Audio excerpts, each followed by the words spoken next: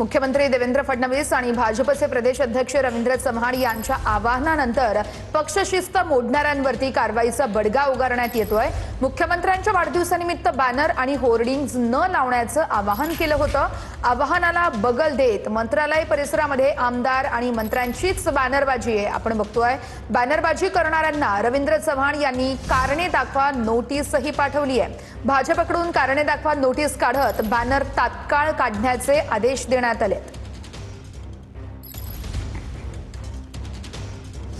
मुंबईकरांसाठी महत्त्वाची बातमी आहे। मुंबईला पाणीपुरवठा करणाऱ्या 7 तलावांमधील पाणीसाठा 54.5% पोहोचलाय। गेल्या 24 तासांमध्ये धरणांच्या पाणीसाठ्यात 1.66% वाढ झाली आहे। 7 तलावातील उपयुक्त पाणीसाठा आता 54.5% पोहोचलेला आहे। आपण ग्राफिक्सच्या माध्यमातून सविस्तर तपशील जाणून घेणार आहोत। भातसा धरणामध्ये 63.59%, तर अप्पर वैतरणा धरणामध्ये 83.37%, मध्य वैतरणामध्ये 48.22%, मोडक सागरमध्ये 82.9%, तानसामध्ये 88.56%, तर विहार या धरणामध्ये 100% पाणीसाठा शिल्लक आहे।